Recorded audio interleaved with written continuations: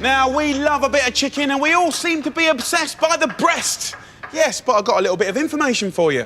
It's not all about the breast. There's a little bit of leg, a little bit of thigh. In actual fact, we like a whole big bird. So, guys, come with me, look at this. We're going to celebrate a big old chicken. I need you to think a little bit differently. Think big, spend a bit more to save loads more. So, let's see what we're cooking. Look at that. We've got smashed up rosemary, garlic, onions underneath. We're going to do the most awesome mothership roast chicken recipe with all the trimmings, potatoes, gravies, veg, and then I'm going to give you loads of ideas for leftovers, and it's those leftovers that are going to help you save loads of money. So, let's get this bird cooking. I'm going to start by giving my chicken a tasty veggie trivet to sit on while it roasts. This will give me beautiful gravy later. Just layer up a roughly chopped onion and the peelings of 500 grams of carrots. Even the stuff that normally goes in the bin can give you amazing flavour.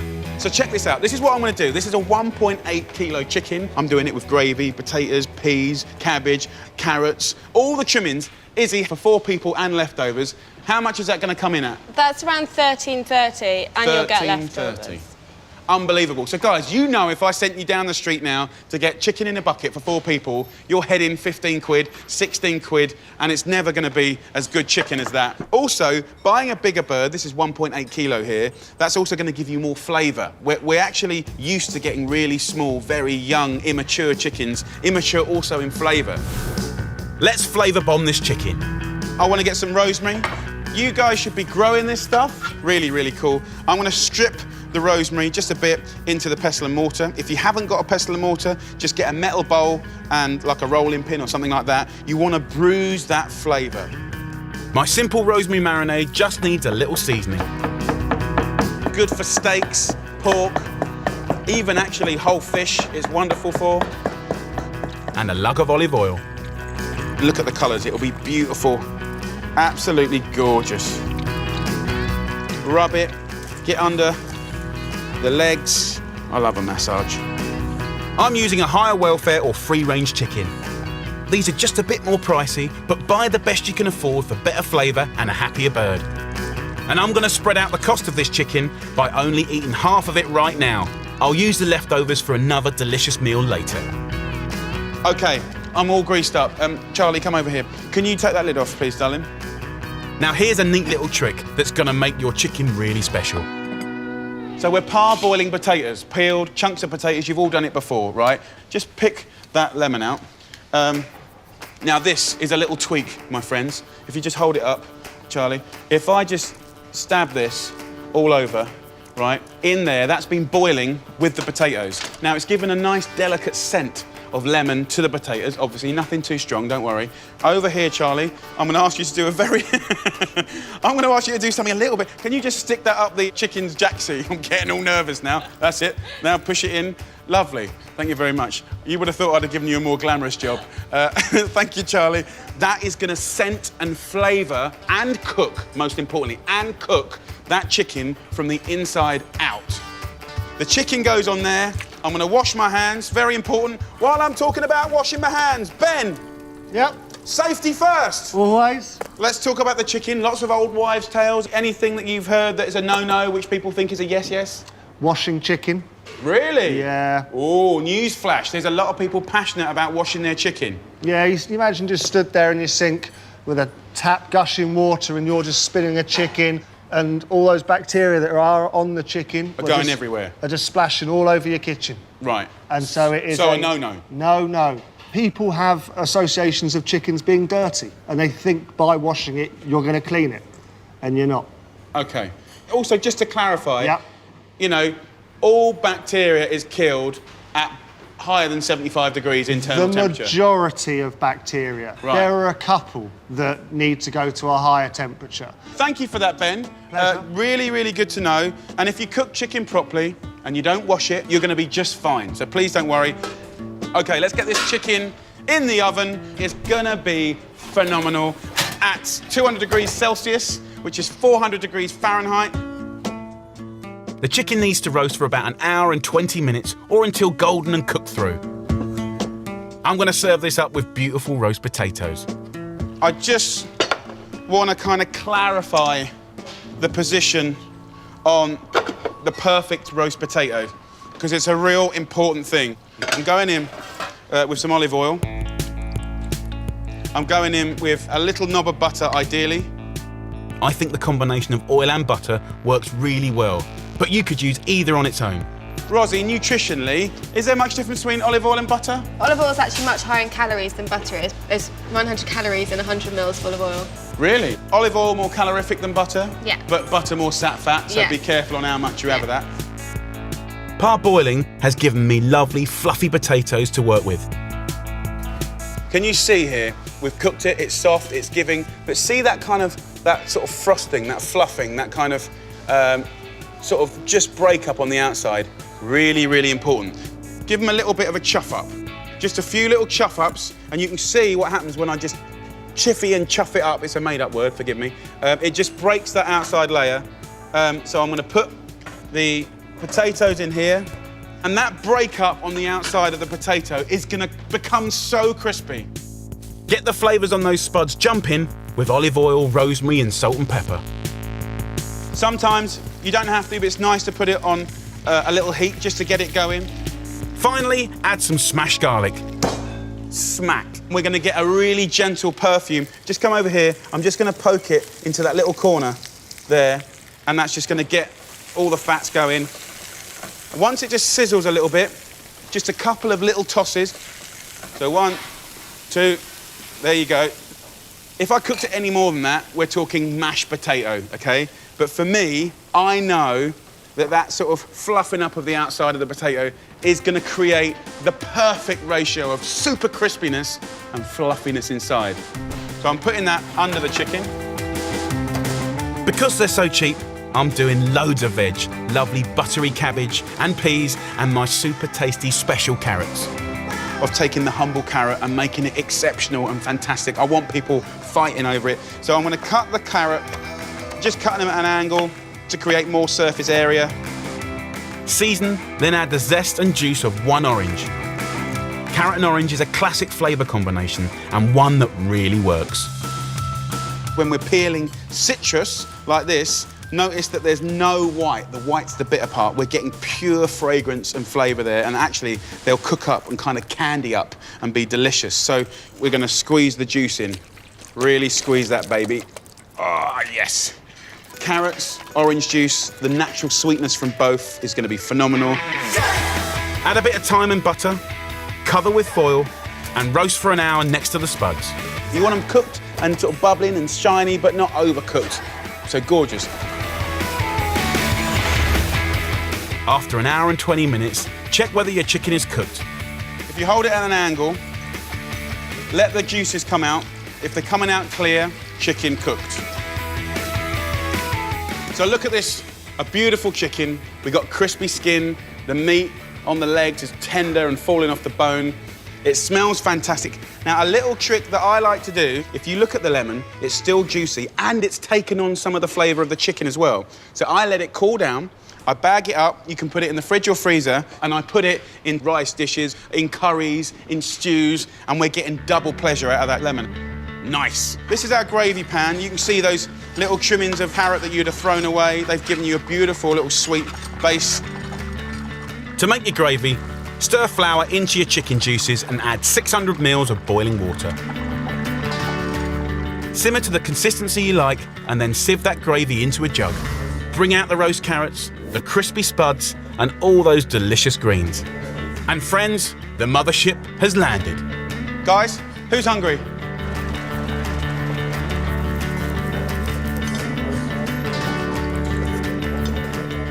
A fantastic roast dinner for 4 and only £1.83 a portion.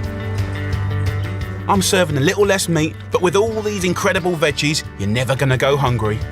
And there's still half of the chicken left to make a brand new meal. You could use that delicious leftover meat in some spicy Singapore noodles or an American-style smoky chicken chowder. But I'm gonna show you after the break how to turn your leftover chicken into another absolute comfort food classic. Oh, it's a beautiful chicken stew with light and fluffy dumplings. For more money-saving ideas, go to savewithjamie.com.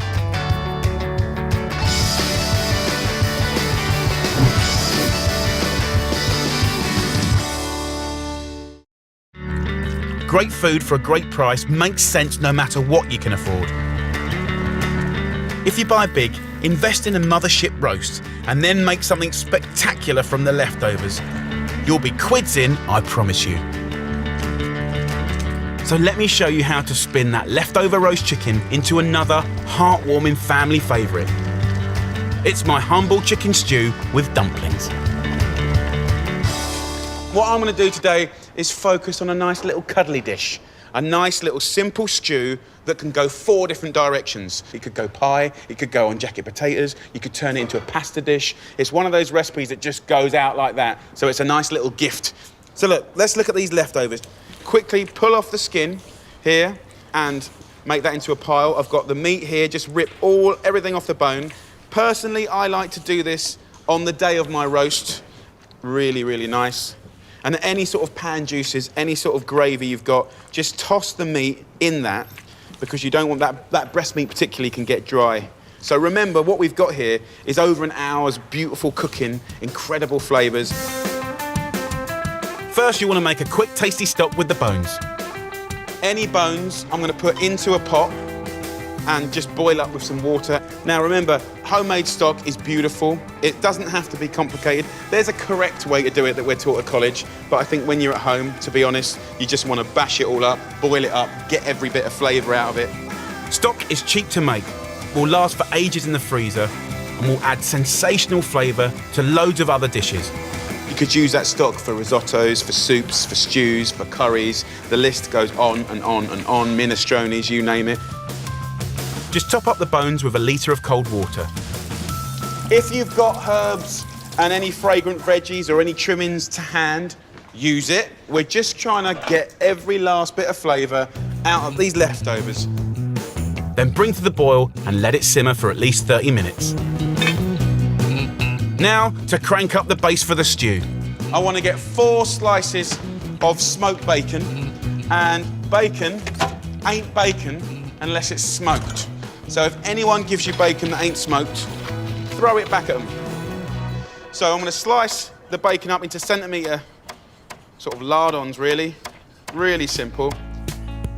Bacon's a really cheap way of adding big, fast flavour because a little goes a long way. Also, come and have a look at this. This is gold dust here. Any of those crispy bits of chicken, if you just take those out and chop these up, the chicken skin at this point is going to go crispy just like the bacon. The thing about bacon is it just gives you that hit of flavour. You know, 4 little humble slices kind of allows you to sort of bring new life back into this gorgeous leftovers. I'm going in with some rosemary, 2 fresh bay leaves and 2 chopped onions. Then sticking the peelings from 3 large carrots straight into my stock pot. Don't waste nothing. And there is flavour in there to be had. If you don't want to make stock on a particular day, just freeze the bones in a bit of tin foil, and then you might do that 2 or 3 times, and then one day you make a big old batch because you're going to do a risotto or a nice paella or something like that. So that's done. Dice the carrots and add them to the onions. We're just going to cook this for 10 minutes, soften it all up, get some colour, get some caramelisation. That's a really brilliant story to this stew. We've got chicken ready and raring to go. Next ingredient is potato. Definitely the cheapest way of bulking out any kind of stew. You can use celeriac. Celeriacs, I'll use a blend of both. It's a bit more expensive, isn't it, Izzy? I mean, how much does this whole dish turn out per portion? We got the dumplings, the lovely stew. This is just under £2 a portion, but that's with the celeriac, so it'll be a little bit cheaper than that with potato. Right, okay, so that's with celeriac? Yeah. Okie dokie. See how lovely and white it is? Really, really nice. You can shred this raw, put it into salads. You can roast it, grill it, pan cook it until sweet and gorgeous. It's a really dynamic vegetable. So just cut that into 2 centimetre dice again. Then chuck the celeriac into the pan. If you look at the bottom of the pan now, see how it's getting quite dark? It's not quite burnt, don't give me all that, but that is kind of marmitey, amazing flavour. That's a good thing. Thicken with a heaped tablespoon of plain flour, then ladle in enough of that freshly made stock through a sieve to make a creamy sauce. As soon as this stock hits the pan, all of that beautiful colour and gorgeous sort of intense flavour is going to come out. This is the time to add our chicken and all the juice right here. What's amazing is just the volume of meat that comes off of a chicken carcass. Finally, add 200 grams of common old button mushrooms and let it simmer until the veg is cooked and the sauce is thick and gorgeous. Okay, so that's simmering away nicely. So normally when you're thinking about stews and all that beautiful comforting depth of flavour, you're talking about 2, 3, 4 hours cooking. And actually, if you pull your finger out, you can rattle this in 35 minutes, which is a real result, real result. Have a little taste as well, very important. Any seasoning that you want to correct, you can do now. Pepper as well, very nice. If it needs any more moisture, absolutely feel free to add it. Add some now. So you can make it a little bit too wet. Just think, because it's going to carry on reducing in the oven. Dumplings. Simple, humble dumplings. Dumplings are a cheap and delicious addition to any stew. Crumble together 250 grams of self-raising flour and 125 grams of cold butter.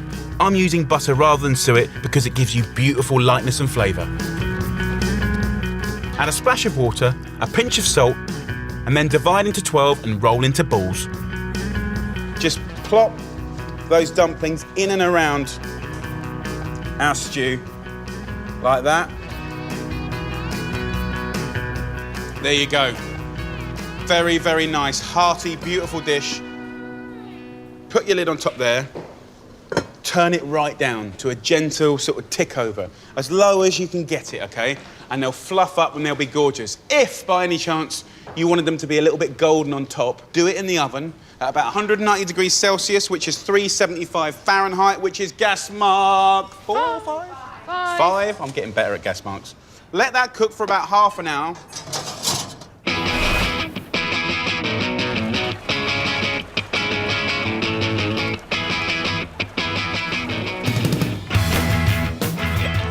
Happy days. The dumplings are so light and so fluffy. Look at that. Oh, you know, the smoky bacon, it's all there, big flavour. Come on, guys. This delicious stew is absolutely plenty for 4. And at £1.88 a portion, what's not to like? The average family in Britain reportedly throws away food worth 680 quid every year. That's just bonkers. So I'm dropping in on some typical food wasters. Hello. Oh my God. To show them how to stop binning food and start making delicious things out of the stuff they usually throw away.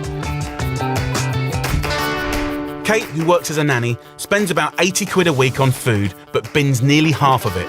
I love food, and I love so much food, I can't ever really decide what I want to eat. It's just a vicious cycle of constantly binning and buying new.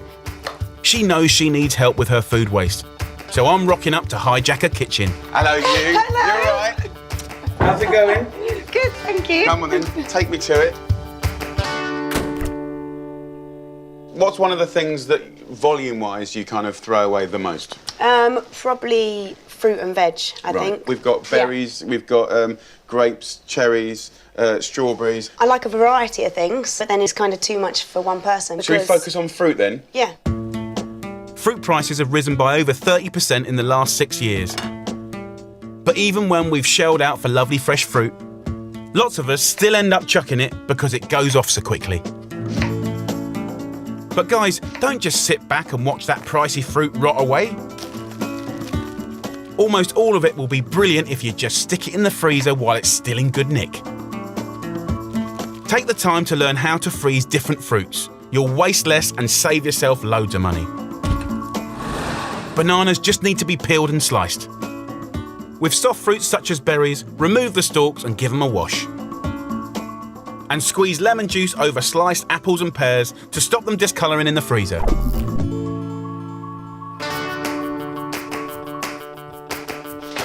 Once you've got your frozen fruit, you can turn something nice into something naughty. I'm talking mango ice cream. I never met anyone that don't like sort of like sorbets and ice creams. It's so refreshing. The reason that I love this is because, you know, normally an ice cream would have cream, milk, egg yolks. It is lovely, we do love it.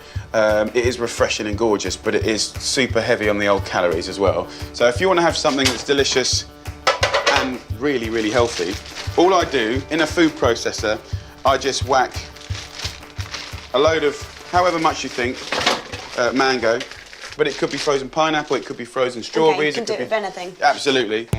Drizzle honey onto your frozen fruit. Lightly sweeten it, but also to keep it smooth. Okay. So, but not too much. The fruit's got sugar in it as well. Then add a few tablespoons of plain yogurt. 45 seconds, we've turned something that would have been binned into something that I know most people on the planet Earth are going to love. Adults, teenagers, old age pensioners, they're going to love this. Eat it as it comes, or my family's favourite, in a cone with a cheeky bit of grated chocolate. Have a little go.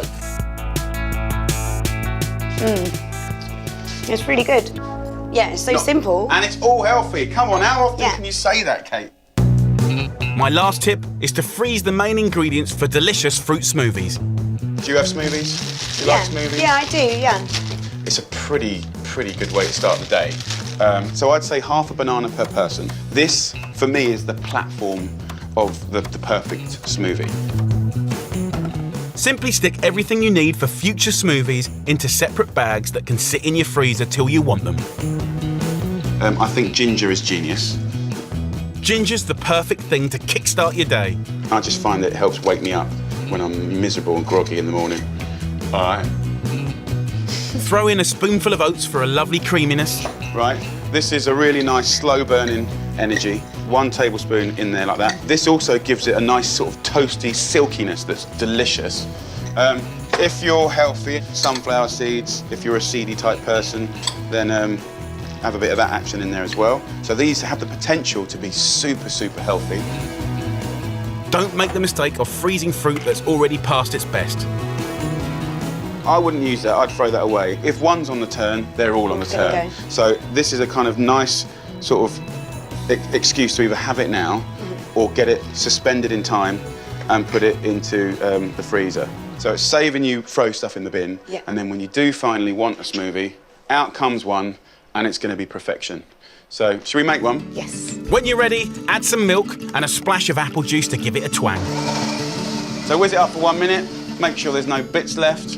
I just love the colours of these. Nice. Lovely. You can taste the ginger in there too. Yeah. If you've got any left, pour it into a mould and freeze. Whether you're little or big, everyone loves a lolly. And there you go. Simple, but a beautiful thing. I think my time here is now done. Do you think you're going to be able to conquer not wasting so much fruit? I'm definitely going to be taking on board all your tips and definitely freezing more before it goes off and in the bin. Well, look, don't tell me. Tell them. I promise not to waste any more fruit and veg. Yes, she will. Look what I've got. A kiwi. Yeah. Coming up, a wicked vegetarian recipe that will give you great flavour as well as helping you save money. It's my super cheap but super tasty cauliflower and broccoli cheese. This is proper food. We're just being clever. And guess what? It's all from my freezer. You lose nothing by using frozen, do you not think? No, absolutely. And I'm going to take on the takeaway with some amazing lamb koftas that will blow your taste buds, not your budget. I'm just going to get this beautiful chili kebab and just roll it in that, and it's going to stick to it. Look at that. Really, really nice. For more money-saving ideas, go to savewithjamie.com.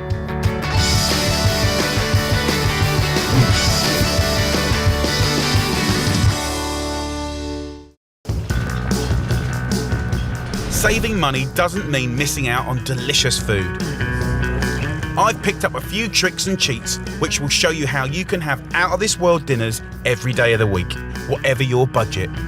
Okay, you lovely people, now for a beautiful comfort food dish which is undeniably sumptuous and gorgeous, and it is the classic British dish, which is cauliflower cheese. Who wouldn't love that? A beautiful fresh cauliflower, but I've got a little twist on this, because we're not going to make it with this beautiful fresh stuff.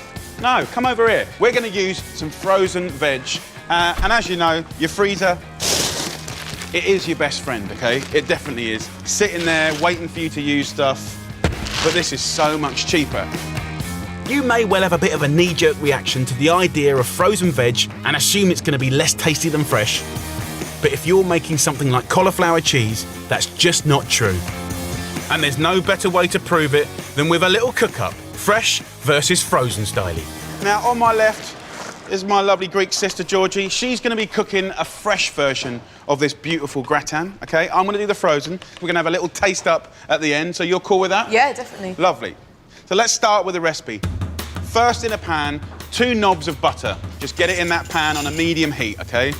So this is based around the classic French cream sauce, bechamel sauce.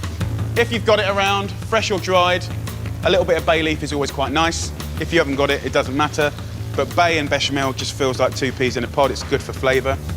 Perk it up with 2 finely sliced cloves of garlic and thicken the sauce with 2 tablespoons of flour. So we'll mix that around. So this is essentially a thickening agent. Then we're going to use milk to make this sauce. About 500 mils, bit by bit. You can use a wooden spoon or a whisk. Smells great already. This is an absolute classic and a great base for so many dishes. So let's just think, a beautiful cauliflower cheese. It's all about the cream sauce, it's all about the cauliflower and the cheese, of course, but I'm putting a big old spin on my one, okay? I'm introducing a new veg. So we're going to do a broccoli sauce in here. I'm going to cook it down and down like one of those beautiful Italian sauces. It's going to be green and it's going to be full of flavour and it'll have another veg in it. And it also makes a really good sauce for pasta and a really good sauce for fish and a really good sauce for lasagna. So this is a good thing to learn what I'm doing right now. Frozen broccoli is perfect for my sauce, so I'm going in with 500 grams of it. That's the equivalent of a whole head of the fresh stuff. What we want is a beautiful, green, vivid, gorgeous sauce, and when that's blipping up around the cauliflower, it really will be the best cauliflower cheese ever. Let that simmer for 20 minutes until the broccoli is cooked right through. Let me just talk to you about fresh versus frozen, okay? Now, we love fresh, got nothing against it. I love you, okay? It's vivid, it's got colour, it's got texture in stir fries, you know, blanched and in salads, roasted. This is fantastic. This has the upper hand, okay? But this stuff here, you know, yes, it's been lightly blanched, it's been frozen. You do lose a little bit of texture, not too much actually. But here's the thing. This started losing nutrition the minute it was picked. This might be a week old. Okay, that nutrition starts to deplete, all the good stuff in it starts to lose, right? This stuff here, you know, this was frozen within 2 hours, 3 hours of it being picked. You know, the chance of you wasting less of this because you can take what you want and leave what you don't want in the freezer is very, very high. So guys, don't knock the frozen stuff. Keep an eye on your broccoli so it doesn't go too mushy. You just want to cook it enough so the cauliflower is soft, and you can see I just cut straight through that. Did you see? You don't want to cook it and cook it and cook it. As soon as it's cooked and it falls apart, delicious. Just give it a good whiz up to create a phenomenal green, creamy sauce. Get yourself your frozen cauliflower, throw it in. There's a kilo there. That's the equivalent of 2 heads of cauliflower. Then pour the broccoli sauce over the frozen florets of cauliflower. Fantastic. Can't have cauliflower cheese without cheese. We want a nice little lump of cheddar. Cheddar's great for this. I'm using about 70 grams. We're trying to make this a really tasty and not too lardy cauliflower cheese. So just grate in that beautiful cheddar cheese. And on that note, come with me, you've got a lovely little tip. Now, little fact, 13% of all cheese that we buy is wasted. 13%, that's a lot, okay? And cheese ain't cheap either. So what I do, and it's brilliant, is the freezer is your friend. Good cheese that might be going off this week, freeze it, it's good for a month or 2. This is a great thing to do. Nice little tip, and it does save on the waste. And of course, as the weeks go by and you get different cheeses, also when you're putting different blends of cheeses on things you're going to bake, you get wonderful flavour as well as. Frozen cheese, frozen cauliflower, frozen broccoli. This little beauty of a dish can be a freezer extravaganza. But of course you can make it with fresh ingredients too, which is why we're staging our little frozen versus fresh cook-off. Georgie, how's it going over here, Sweet Pea? Yeah, good. I'm just adding my fresh broccoli to the Okay. bechamel. So you've done exactly the same as me? Exactly the same, that's exactly 500 grams, but I've just chopped up my fresh broccoli and adding it as well. So you're championing fresh today. Yeah. Do you love a cauliflower cheese? I love it, it's amazing. Both Georgie and I are going to make a crunchy topping with something that normally ends up in the bin, a handful of stale bread. Whatever bread you buy, don't throw nothing away. There's lots of jobs for it. One of the jobs I want to do with this is whether it's pretty stale, very stale, or kind of fresh but you're not using it. Just take a little handful. It's just literally, that's the thing I love about cooking, because that much bread going to transform that cauliflower cheese from epic to like super epic, okay? Chuck it in a blender with some rosemary or thyme and a tablespoon of olive oil and blitz. I don't want it super fine. I want it to be a mixture of kind of coarse and fine. Another little ingredient, just put about a tablespoon of flaked almonds in. Almonds and roasted cauliflower are like a little match made in heaven, I'm telling you. Super, super good. Just a few seconds just to break it up. So, over here, what I want to do is put this little baby together. Now remember, cauliflower cheese is our friend. We can make it the day before, any roast dinner or Christmas dinner or anything like that. It's a beautiful thing. So if you've got a nice earthenware dish, a little casserole pan, whatever you're going to cook it in, make sure it's beautiful, because you're going to put it in the middle of the table, it'll be bubbling and blipping, and you're going to be proud. And at the end of the day, because we all like cauliflower cheese, secretly, what everyone says when they go around someone's house is yours better than mine? And what you're going to do with this recipe is you're going to basically nuke everyone else's cauliflower cheese that's ever existed, because yours is going to be better. Ben, a question for my wife, please. If I do this beautiful cauliflower cheese, if I let it cool down and then pop it in the fridge, how long will that last in the fridge? Covered up easily 2-3 days, no problem at all. Okie dokie. And then I'd reheat it in the microwave until Yep, nice and hot. fine. Happy days. Can I refreeze it? You can. Even though it's frozen cauliflower? It is, because you cooked the cauliflower, cooked the broccoli, made a sauce, let it cool down, Tupperware container, live in the freezer, easily a month, 2 months, no problem. Right, so there you go. Lots of options there. All I've got to do now is just sprinkle the breadcrumb and almond topping over this delicious veggie feast. So ladies and gents, we have an amazing broccoli and cauliflower cheese with crispy bits. It will deliver. It is incredible, and it's super, super cheap, looking good. One fresh, one frozen. They're both going to be gorgeous. But let's cook them 1 hour, 180 degrees Celsius or 350 degrees Fahrenheit. I don't know what the gas mark is, but... Gas mark 4. Gas mark 4, Gas mark. Georgie says. Yeah. Good on you. Brilliant. We'll rotate those halfway through. 1 hour. It's going to be gorgeous, blipping, golden, and absolutely fantastic. Let's see what it's like.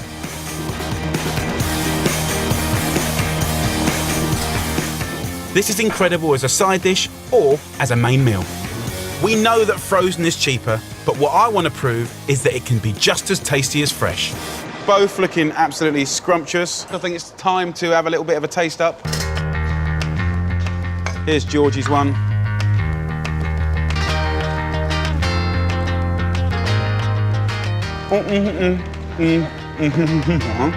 In a nutshell, bloomin' gorgeous. Izzy, how are we doing on price for the frozen versus the fresh? So your frozen to serve 6 people as a main would be 58p. And the fresh to serve 6 people as a main would be £1.03. Okay, so nearly half the price. It's the moment of truth.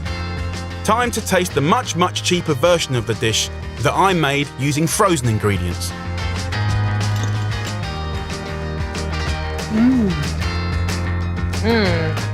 That's quite comforting, isn't it?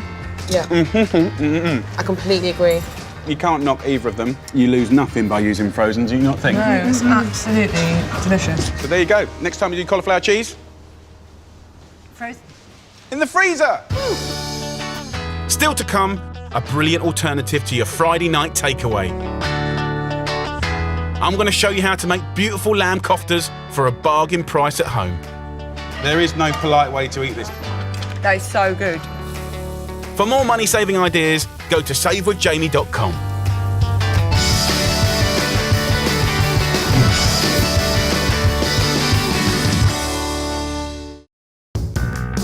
I want to prove to you that by shopping smart, cooking clever and wasting less, it really is possible to save money and have incredible food rammed full of flavour. Brothers and sisters, stick with me and I'll show you how.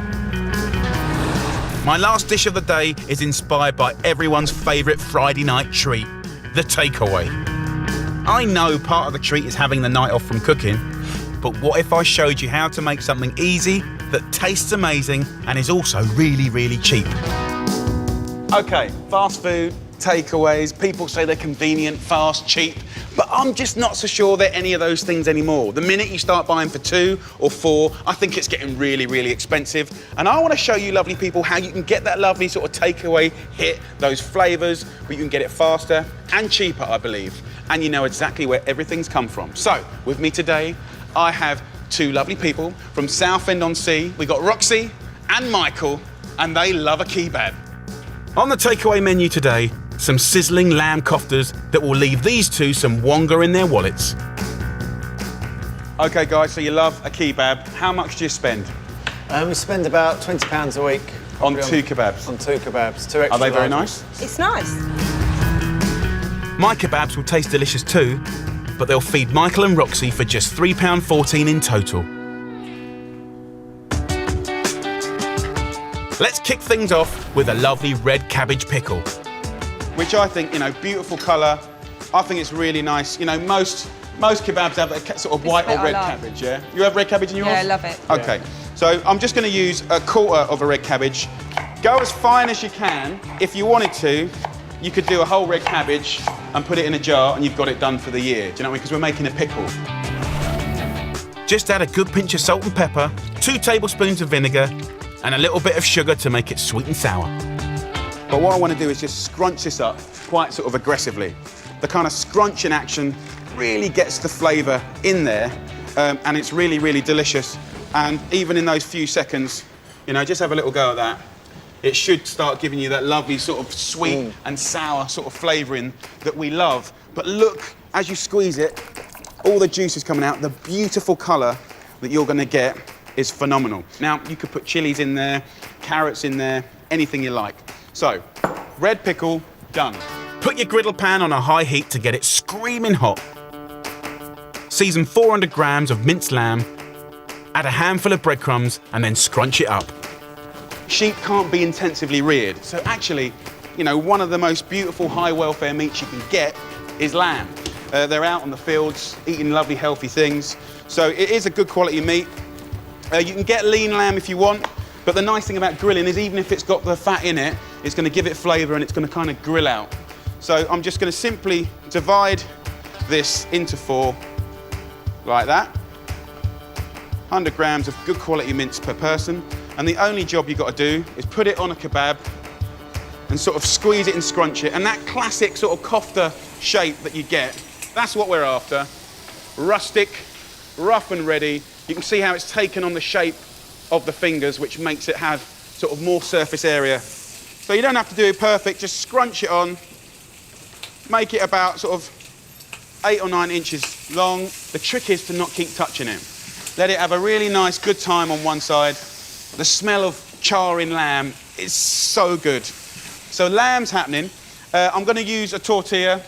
Take your 4 tortillas out, okay? That's what I'm going to use. Generally in these packs they last quite a while, but when you kind of got leftovers like this, you can just throw them in the freezer and they're great for a rainy day when you need them and they don't have to go off. Now more garnishes, great for colour and texture. Slice up an old school iceberg lettuce and a quarter of 1 cucumber. Now I'm just going to grab a fork and I'm just going to scrape it like that, just a quarter.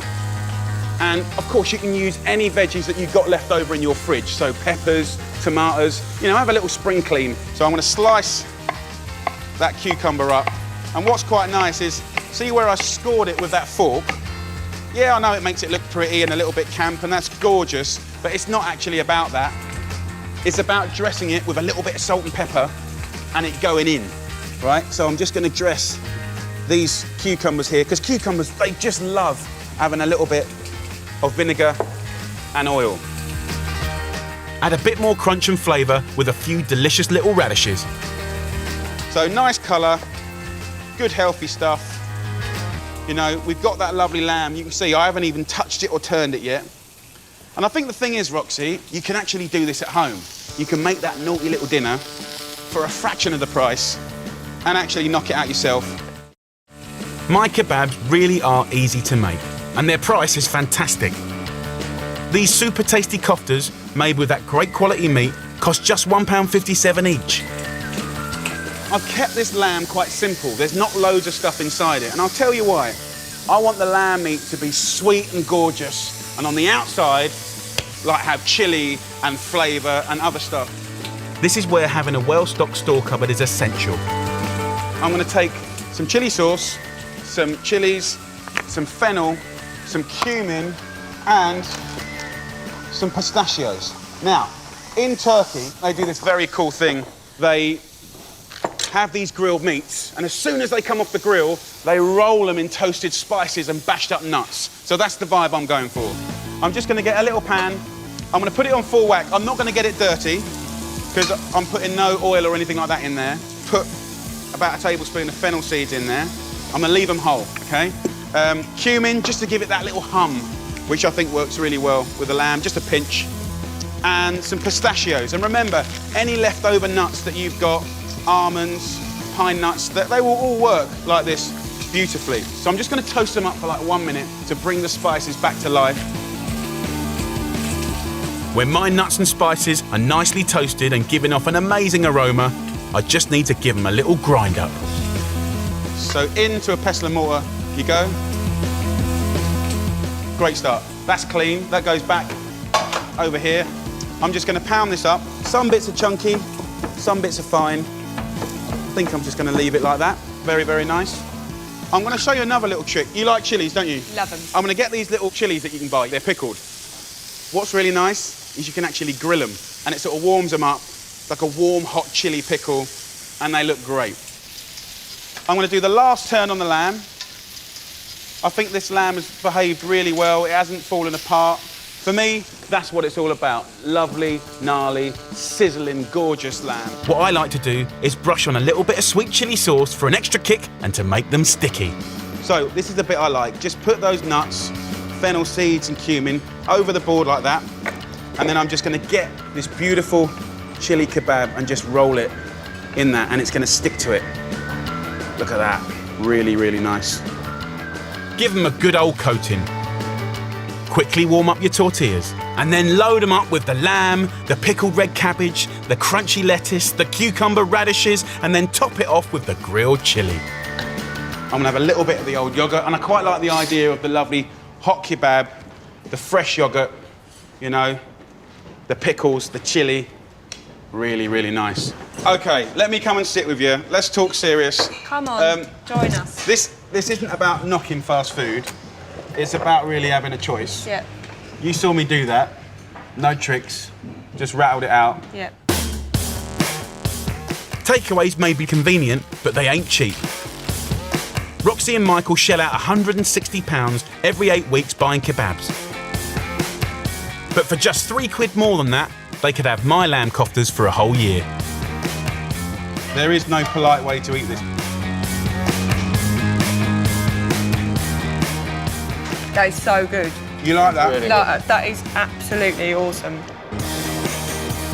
So there you go, guys. Amazing food doesn't have to be expensive.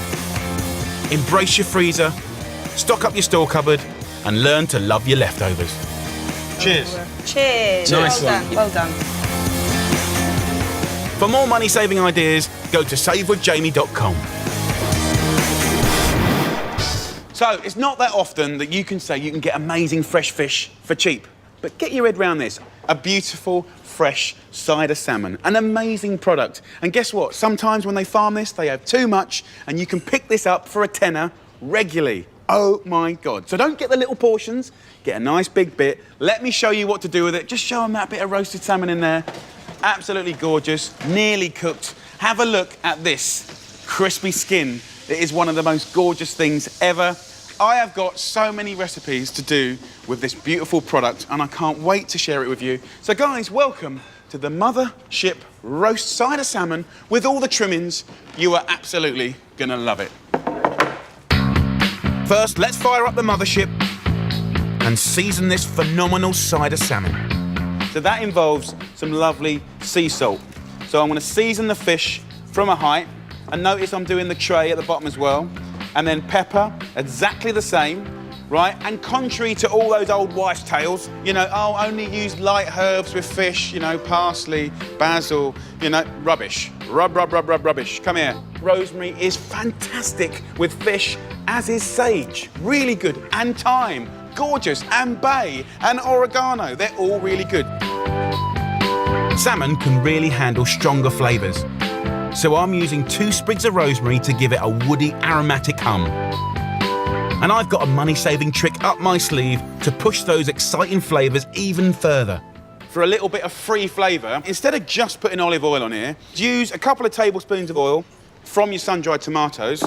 It's amazing how well it works with the fish. And then take your other regular oil and top it back up again, okay, as if it had never happened.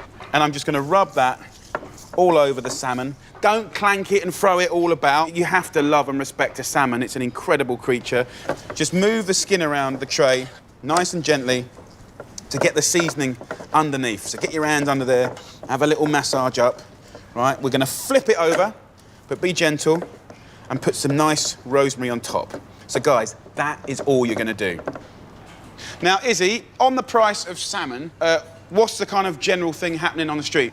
It tends to be cheaper at fishmongers than in supermarkets. Right. So for a side of salmon that's 1.5 kilo, you'd pay just shy of £25. And if you got that from a supermarket, the same size, it would be over 30. So you save a bit more by going to a fishmonger. Right. But I picked that up for a tenner. Mm-hmm. And this is quite regular now in this country, isn't it? Yeah, you can get deals at supermarkets every now and again. The thing is, with fish, you have to keep an eye out for when the deals come. Fish is very susceptible to fluctuations in price because of its availability depending on unpredictable factors like the weather or supply and demand. But it's worth knowing that prices can also vary depending on the look of a piece of fish. If you just come here and have a look at this, you know, we'll be looking at little kind of, let's say 6-ounce portions like this, right? So I'll be cutting on the line like this, and what will happen is these portions here will be looking very, very nice. Just look at those, guys. That is kind of the most consistently expensive way to buy fish, okay? But then you've kind of got these wonky bits here, which aren't so pleasing. If you're turning them into fish cakes, fish pies, you're doing little fish curries and stuff like that, poaching it in little sauces, you know, these are gonna be perfect. And you can get these for fantastic prices. Keep your wits about you. Look, you know, be streetwise and see those good prices. Roz, from a nutrition point of view, are we loving the fish? Yeah, it's great. It's high in protein, really nutritious, high in vitamin D, B vitamins. Nice. Good. Yeah. My beautiful salmon needs to go into the oven at 200 degrees Celsius for 25 minutes. Let me give you a joke. What do you call a fish with no eyes? That's what I thought. While my salmon roasts away, I've got time to rustle up a fantastic potato salad. Now over here, we've got some lovely seasonal potatoes. They can be new potatoes or any nice potatoes you can get hold of. Just gonna check if it's cooked by putting a knife into it. You know it's nice and cooked. That comes off. Beautiful. I'm gonna crank up the flavour of these spuds by making a wicked dressing using zero-fat yoghurt. That, if that's the basis to your salad dressing, is gonna be like friendly on the hiney, but very, very tasty on the tummy. So we're gonna hit this yoghurt here with salt, pepper, and a little bit of vinegar. Red or white wine vinegar is fine, just about a tablespoon, but we're gonna balance it to taste anyway. And that is gonna be our dressing, and it's gonna be gorgeous. Now, I have a herb of choice here. I'm using dill. This is a wonderful, wonderful herb here. I'm gonna grab half a bunch, okay, of my dill. What I wanna do is just finely slice the stalks, and they'll be kind of sweet and gorgeous and lovely. Then I'll carry on till about halfway through the leaves, like this. And then I'll leave this fresh bit for garnish later. This is gonna give the most fantastic flavour to our dressing. And then the time to dress the potatoes is when they're still warm, okay? This is gonna increase flavour and happiness by at least 3 times, okay? Just gently toss it all together and garnish with the rest of the dill. I love to finely crumble a small amount of feta cheese over my salads. It's a great cheap way to add loads of flavour. I like the way I can just kind of break it up fine in my hand. You know, almost like it's snowing. Beautiful, sort of salty cheese. A simple green salad made with inexpensive round lettuce is perfect with salmon too.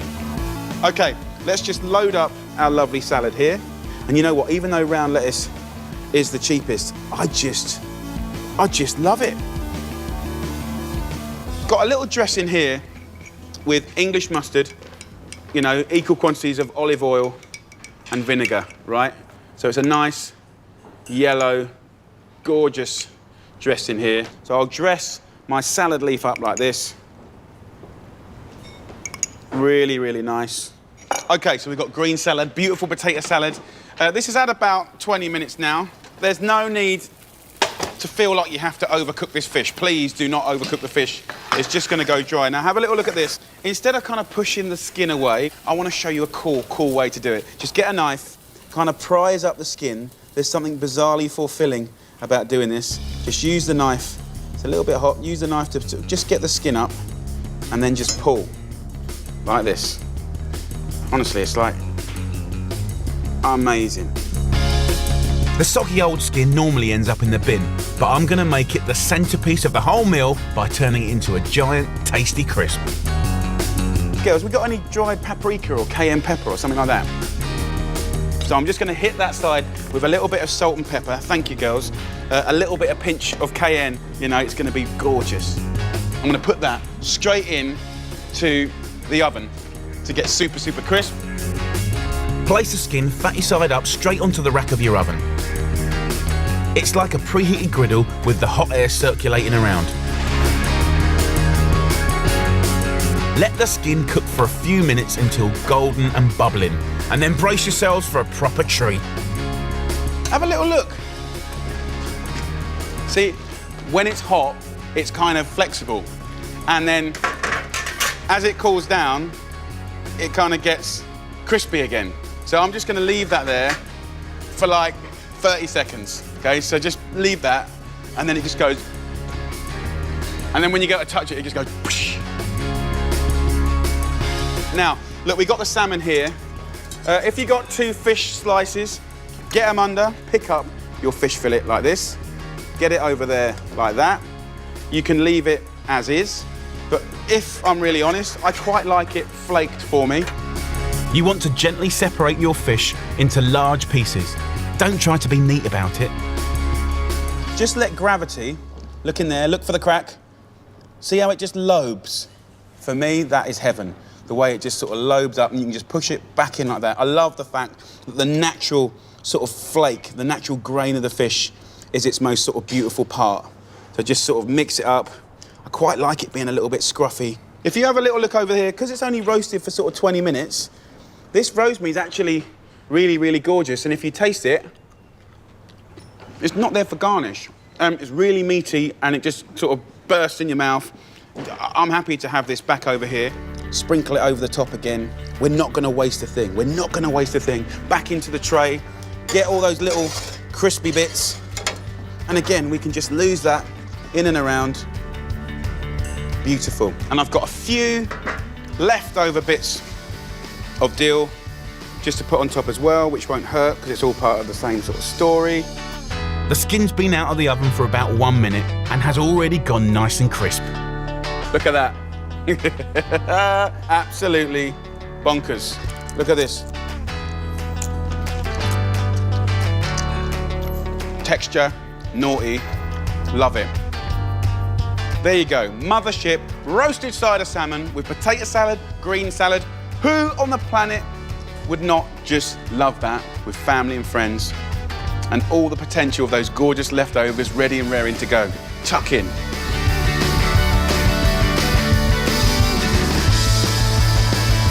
This feeds 6 people for just £1.90 a head.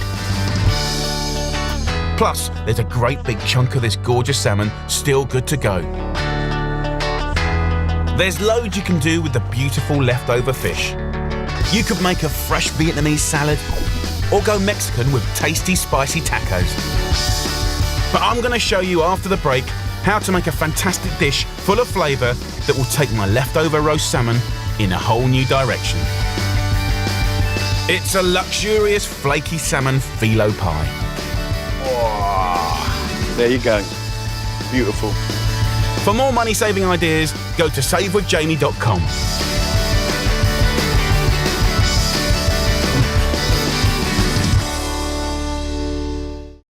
Great food for a great price makes sense no matter what you can afford. If you buy big, invest in a mothership roast. Then make something spectacular from the lovely leftovers. You'll be quids in, I promise you. So let me show you how to spin your leftover roast salmon into an absolute showstopper of a dish. It's an unbelievable price and incredibly delicious. It's a fabulous flaky salmon Filo pie. I like pies, you like pies, everyone loves a good pie, okay? I'm gonna give you a beautiful, healthy pie. Healthy, can you believe I'm saying the word healthy in front of pie? We are gonna do kind of sort of like Moroccan style pie using Filo pastry, which is beautiful, so it's crunchy and textural and it looks incredible. So first up, let's crank in the veg for my filling, starting with 3 leeks. Now often, when it comes to leeks, we waste a lot. All I do is just trim off the end, the bare end, okay? I'm gonna make a point of cutting the leeks in half lengthwise, right? Not quite to the end, okay? Now, I'm just gonna show you in here, this is classic in here. See all that dirt? That is absolutely what happens with leek. So we have to always, always do a good job of cleaning our leeks. We're gonna show you how to wash it properly. Get the leek and hold it down. So instead of pushing the mud into the center of the leek, we're actually getting it down the sink. Have a good old wash up, and the white part of the leek is much more gentle and beautiful, and the green part is tougher, but it's actually got sort of a bit more flavor. So what I tend to do is sort of finer chop the green stuff, the darker green stuff, and then as I get to the white stuff, I can start cutting that a little bit more chunky, until I get to the really white stuff, and it's a real pleasure to kind of have it quite, you know, chunked up, okay?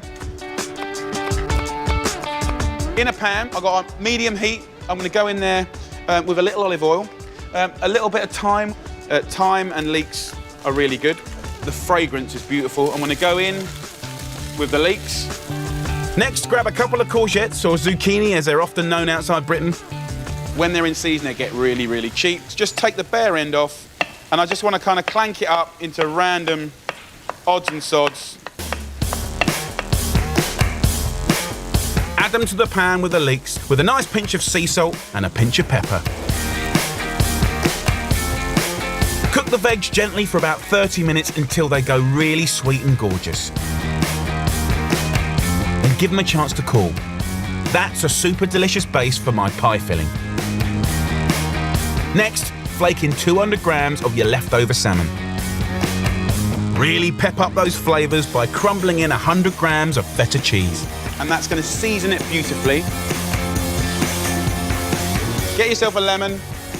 The zest of one of these bad boys, or half of one of these bad boys, is going to lift the whole flavor up. It's going to be fantastic. It's going to be really, really good. And I'm going to crack in there 3 eggs.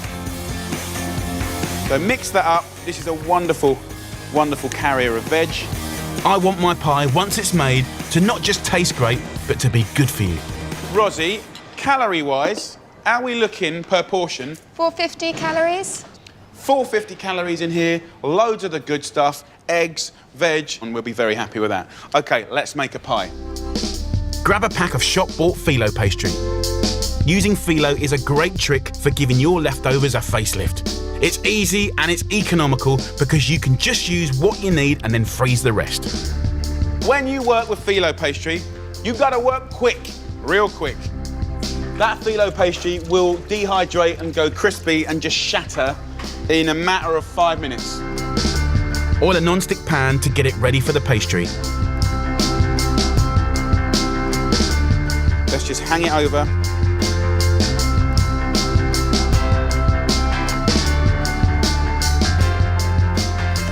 Okay, so I'm kind of happy about that now. Notice how I've just hung it all over and now literally chucked the filling in. So you've got the investment of intense, beautiful, delicate sort of flavours of the salmon. We've turned leeks and the courgettes into something silky and sweet. What I'm going to do now is just fold up this but again, kind of do it badly, sort of, you know, just like waves.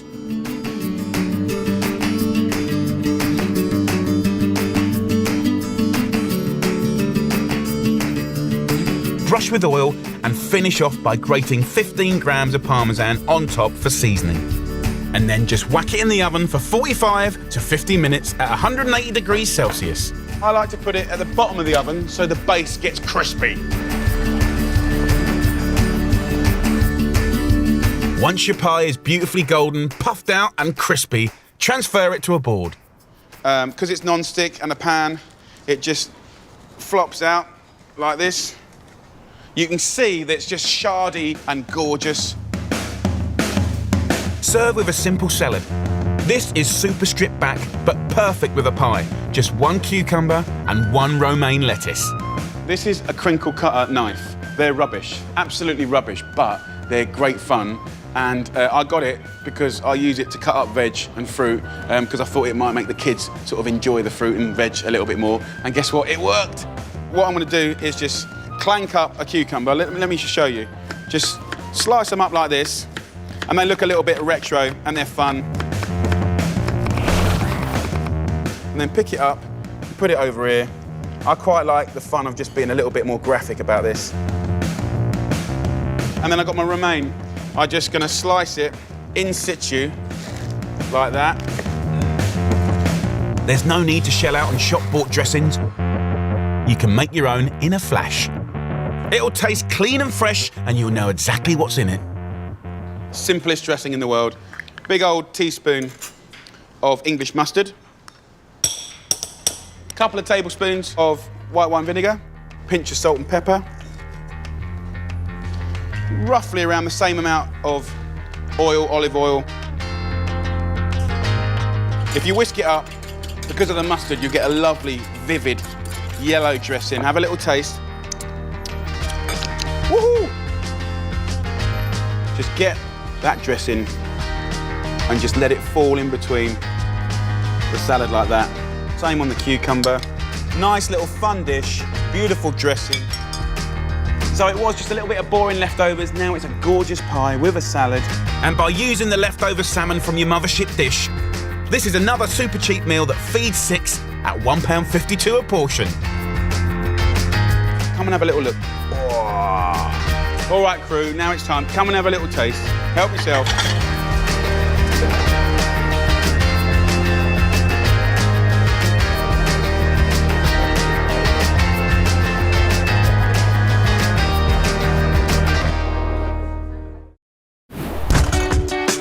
The average family in Britain reportedly throws away food worth 680 quid every year. That's just bonkers. So I'm dropping in on some typical food wasters. Oh my God! To show them how to stop binning food and start making delicious things out of the stuff they usually throw away. Janet from Essex bins about a quarter of all the food she buys. I buy quite a lot of food, buy one, get one free, and then find I waste it where I don't use it. She knows she needs help with her food waste, so I'm rocking up to hijack her kitchen. Oh, come in, you. Come on, darling. in. How are you? Hello, gorgeous. Oh, welcome back So, to Essex. what's going on then? What's the problem? What's the biggest thing that you waste? Salad, cream cheese, bread, lots of bread. Should we focus on bread? Yeah, go on then. Wheat prices have gone through the roof. Bread isn't the cheap filler it once was. And Janet's not alone in wasting it. 32% of all the bread that we buy in Britain gets chucked in the bin. We're not going to be using that, but look, just look. Oh, dear, you see. But actually, stale bread is a gift, and it's the perfect thing to give your food great texture. If your bread's just on the turn, clank it into chunks and bake it. You'll have gorgeous croutons ready for whenever you want them. So they're not going to go anywhere. Put them in an airtight jar, they'll be good for a year. They're ideal for adding another dimension to soups, salads, and all sorts of other dishes. You can actually smash it over the top of a lasagna and put a bit of cheese over the top and get that really crunchy top. So it's a good little thing. Or, if your bread's already gone stale, don't bin it. Turn it into my favourite Papa di Pomodoro, a deliciously thick tomato and bread soup from Tuscany. I'm going to put some garlic in here. I'm just gonna sweep in that basil. So this goes back on here. Now, I quite like spicing up this soup, so I put just a little bit of dried chili. So what we're gonna do is go in with 1 tin of tomatoes. Yeah. And then we go over with our bread. Just tear it into thumb-sized pieces, okay? If you use fresh bread for this, it would be soggy and gluey and horrible. Stale bread, however, is phenomenal. So look, here we go. We're gonna season it with salt, pepper and olive oil. A tiny bit of Parmesan I put in there. I'm using it not as a cheese, but as a seasoning. And then what you'll notice is it just shines. Just finish off with a handful of basil leaves and a few shavings of Parmesan. Right, darling, you have a little taste.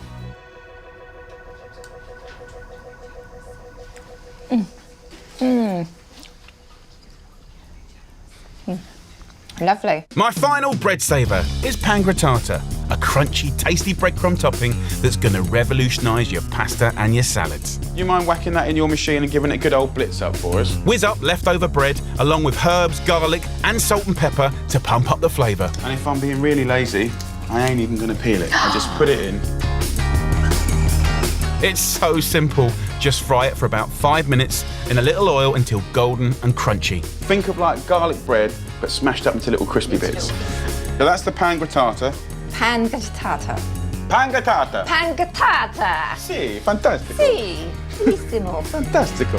Once it's nicely crisped up, the Pangrattato can be stored for up to a week. But right now, I'm going to add it to the pasta dish I'm making with tomato, chilli and basil sauce. We'll season it with salt and pepper. We'll have a little bit of a shake around.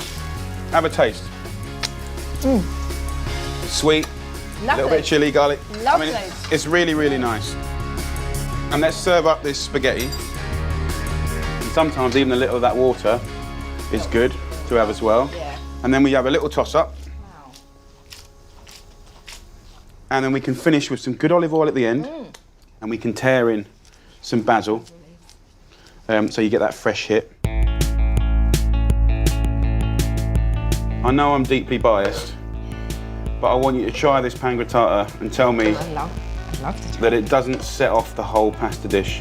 You're going to go absolutely wild for that. And get in there, darling. I might even join you, actually, for a little mouthful. We can do a Lady in the Tramp.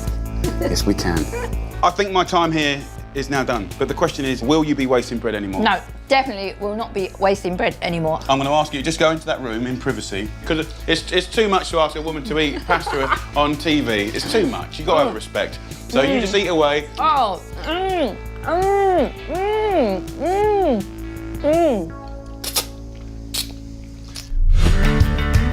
Still to come, my succulent spicy chicken wings gangbang style, bursting with wonderful flavours thanks to my store cupboard.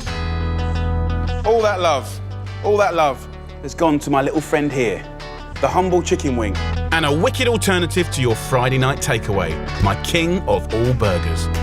We both need to shut up and just finish this because it's so damn good. Tucking. For more money-saving ideas, go to savewithjamie.com.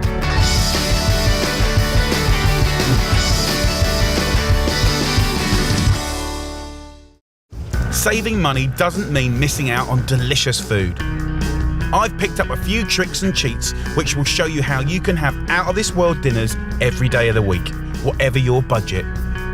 Who loves beautiful chicken wings? Sticky, tasty, gorgeous, Asian flavours with lovely stir-fried rice. I'll tell you who loves it. Georgie, she loves it. All the girls in the back kitchen, you love it, don't you? Yeah.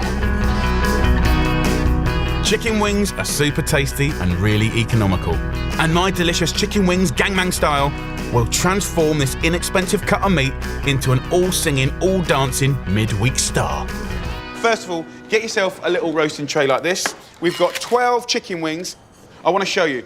So here is our lovely little wing. We don't want it to be all curled up like that. We want it to be nice and long and straight. When that cooks and you glaze it up, it's like caveman style, beautiful. So what I do is I just nick the old bingo wings and then I just take the joint and pop it out, and the same with the wing here, and then it stays in a nice little straight line. This way, the heat can get to all the nooks and crannies, making everything nice and crispy. Before I bang these in the oven, I'm going to flavour them up with 2 heaped teaspoons of Chinese 5-spice. Just give it a little jiggery pokery around the chicken wing, a little bit of seasoning, and just shake it about. Get your hands in there. Now, the chicken wings, they do a lot of work. They do a lot of work for a big old animal. So even though the meat is sweet, it does need slow cooking to tenderise it. So we're going to put this in the tray. I'm going to cover this with tin foil, and all those kind of sinews and tendons that make it tough will start to melt like kind of candle wax. And in return, it's going to kind of baste the lovely meat and give you the sweetest, most gorgeous meat in the world. So I'm going to tightly foil this tray in the oven at 180 degrees Celsius, which is about 350 Fahrenheit, which is gas mark 4. Lovely. Ready and raring to go. 50 minutes in the oven will take those little wings from low-key to lovely.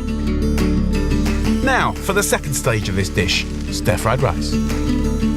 200 grams of rice is going to be enough for us. Cover it with water. I'm just going to let that bubble away nicely for about 20 minutes with a little bit of mint and some lemon peel for extra flavour. Next, I'm going to rustle up a cheap but delicious barbecue sauce using ingredients from my store cupboard. Having your pantry stocked up, you know, all of this stuff is cured, salted, jammed. It's not going anywhere, it's not going to go off, but this is going to give your humble piece of chicken a million directions to go. And in this sort of recipe, we are kind of going Korean / sort of Chinese vibe. So 1 tablespoon of honey goes in. We love a bit of honey. I'd rather use honey than sugar. 1 tablespoon of soy sauce. You could put a little bit more in for flavour later if you want. Couple of tablespoons of ketchup, like that. And again, ketchup's got several ingredients in that are all going to give wonderful flavour. And I like to put just a little bit of sesame oil, just a little teaspoon. For a bit of extra kick, I'm adding ginger. Let's just talk about ginger. If you go down the market or supermarket, just get a little hand and break it. Now you can see here, we've got a few little bits of woodiness. Can you see that? Right? That's fine. But sometimes it's all like that. Don't buy it. Don't buy it. The extra tip on ginger, right, is that when it's good, buy it. And you might not even need it, so just throw it in the freezer. It sits in the freezer, good as gold, just waiting and raring to go. And when it's good, it will stay good in the freezer. And if you need it in a recipe, then you simply grate it from frozen, very safely, into any of your dishes. I love ginger. I think it's fresh and it's got a wonderful flavour. It's got this outrageous heat, a real hot heat, you know, and I like that because it's almost like using chilli. I'm going to use a fine grater like this, and see, you've got juice and ginger. That's going to make the most amazing sweet ketchup-y honey soy sauce. It's going to be really, really Gangnam style. Once the rice is cooked, drain it off, then spread it out on a tray to cool quickly. You always want to cook it, drain it, cool it down, and then you stir fry. Rosie, whole grain rice, it's a completely different story to white rice, isn't it? Yeah, it's much better. You've still got the bran and the kernel on there, so it's just much more nutritious. Right. Keeps you fuller. So definitely, if you're looking for like a health kick, you're kind of getting gorgeous rice. It takes a little bit longer to cook. And I guess more nutritious, but also it kind of releases its energy slower in the body, so you don't get hungry straight away after. So there's a nice little tip there.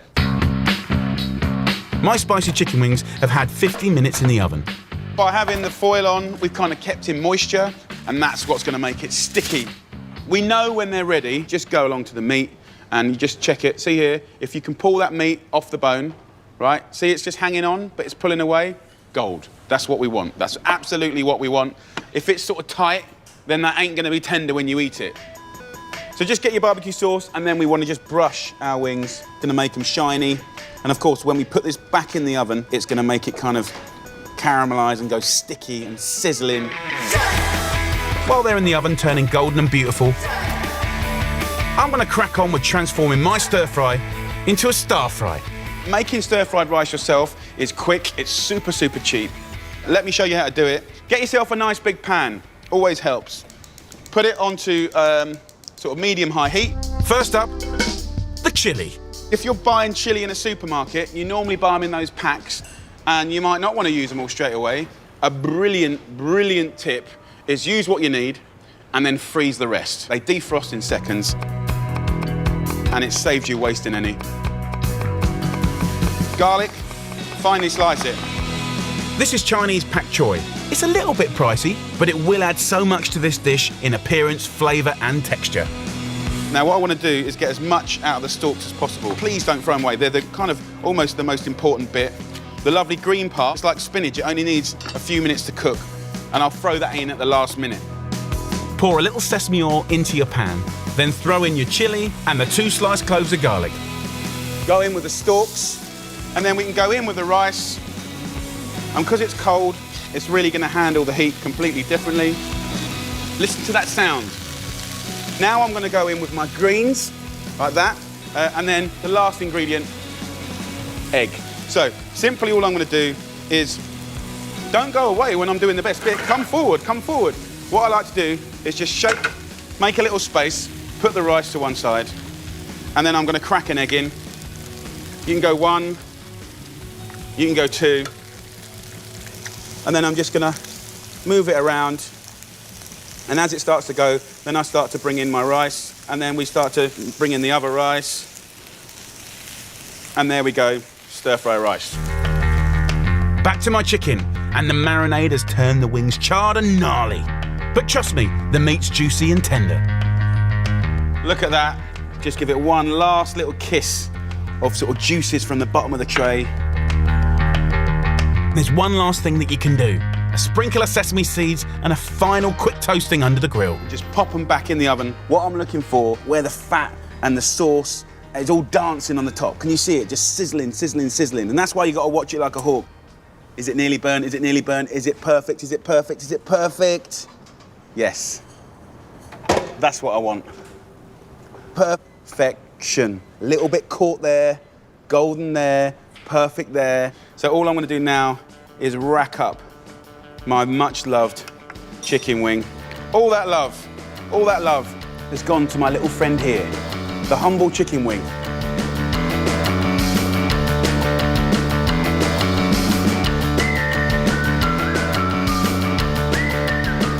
Don't go throwing that away either, right? Because in there is like the most incredible stock cube in the world. So just put a little bit of water, just enough to cover the bottom of this tray, pop it back onto the heat and see what happens. As soon as that heats up again, in seconds, you're gonna make like naughty sauce. Look, there we go, look, look, look. Have a little taste. Oh. Then, you got all the burnt ends, all the flavour, and you can just pour that in and around the rice. And we'll stir that into the rice. It'll just give it amazing flavour. So there you go, guys. Enough talking about amazing chicken wings. Come and tuck in, everyone, even you. Come on, guys.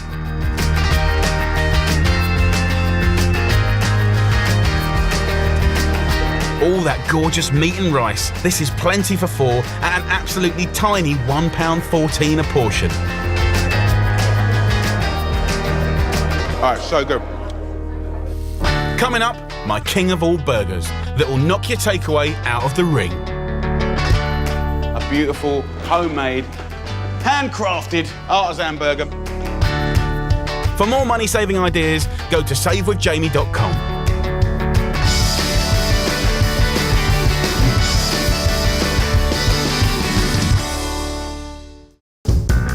I want to prove to you that by shopping smart, cooking clever and wasting less, it really is possible to save money and have incredible food rammed full of flavour.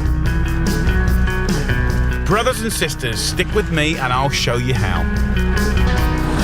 My last dish of the day is inspired by everyone's favourite Friday night treat, the takeaway. I know part of the treat is having the night off from cooking, but what if I showed you how to make something easy that tastes amazing and is also really, really cheap?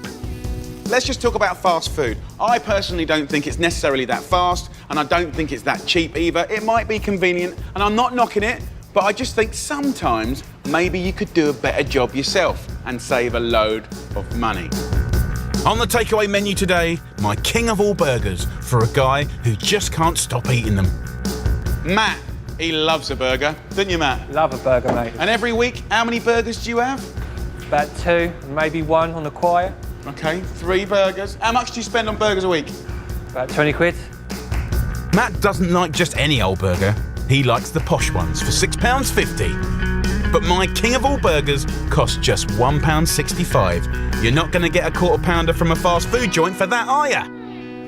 Right, let's cook a lovely burger. Just because these meals are money saving, they never scrimp on quality. Mince is really cheap, so buy the best you can afford for higher welfare meat with more flavour and texture. I'm using 500 grams of lamb mince as a really delicious alternative to beef. Now, what I want to do is form a patty, a burger, without applying too much pressure. So if you're going to home make the burger, why kind of make it dense and sort of like hard and tough, like the kind of pre-made processed ones? Let's just get the patty and let's form it like that, and let's make a nice little loose patty. That way, it's going to be looser when you eat it, more delicate, more tender, and you really, really will notice the difference. So I'm going to do 2 for me and Matt now. And what I like to do is try and make those patties the same size or girth as your roll. Right, so I'm just doing it like that. They're going to shrink a little bit when we cook them.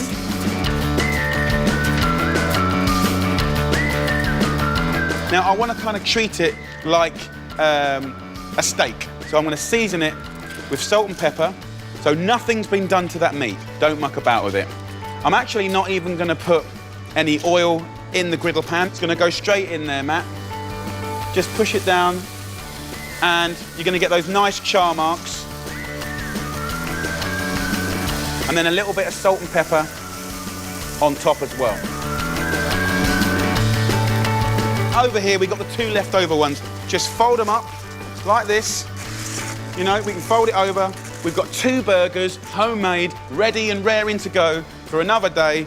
Just throw them in the freezer. And actually, you can cook them from frozen as well, so it's happy days. They're gonna cook those burgers for about 3 or 4 minutes on each side. Now look, a burger's not a burger without a little bit of pickle. Red onions, they're nice and cheap. I've got a mandolin here, really worth the investment. You get it on fine. So I'm gonna just slice half an onion like this, and in seconds, we're gonna make an awesome homemade pickle, okay?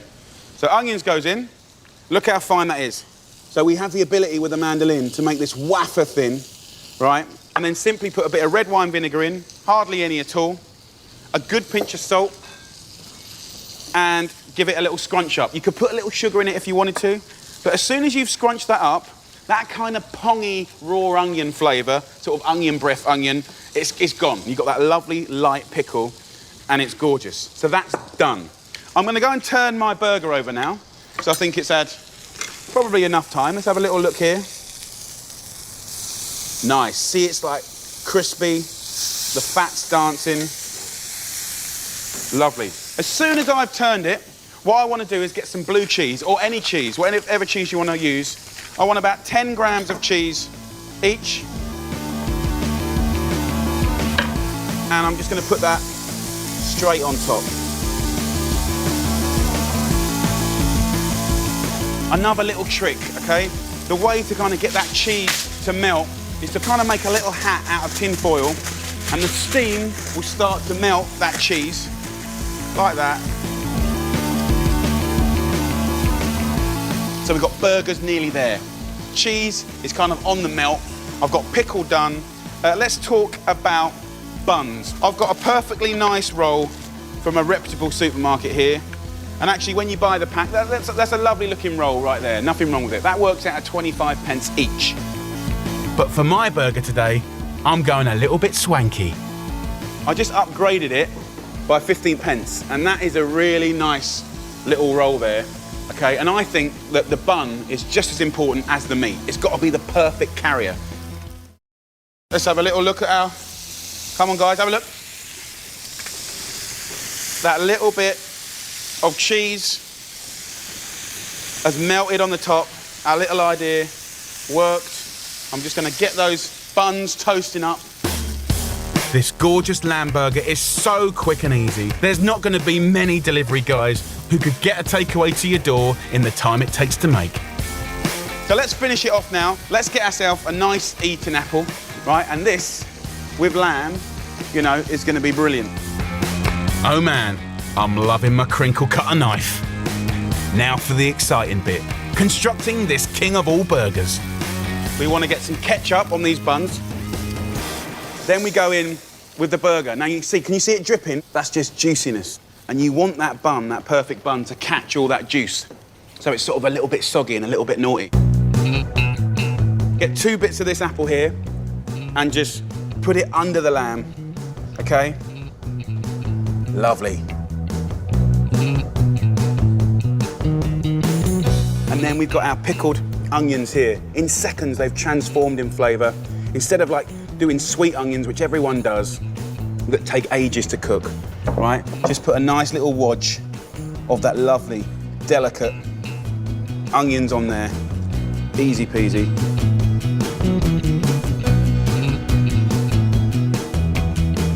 I want to put some spinach with it, and hardly any spinach at all. Just a few little leaves like this. I'll put that under the burger as well.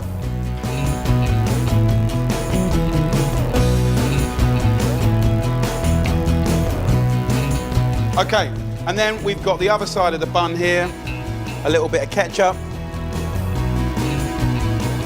Look at that. Ketchup just helps it sort of work.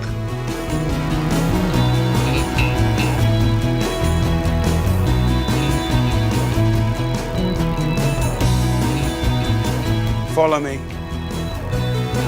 A beautiful, homemade, handcrafted artisan burger. Matt, that is for you, my friend. Thank you. Give it a squeeze. Don't worry about this lot. Just tuck in. That's lovely. I admit, buying a takeaway does have its perks, but making your own isn't just cheaper, it's also more delicious. I mean, hopefully, even though it's a humble burger, you know, there's lots of little things to think about to make the perfect little handheld bit of heaven. £1.65 for a little bit of heaven? Sounds like a bargain to me. So there you go, guys. Amazing food doesn't have to be expensive. Embrace your store cupboard, love your leftovers, and cook up your own takeaway treat. We both need to shut up and just finish this because it's so damn good. Tuck in.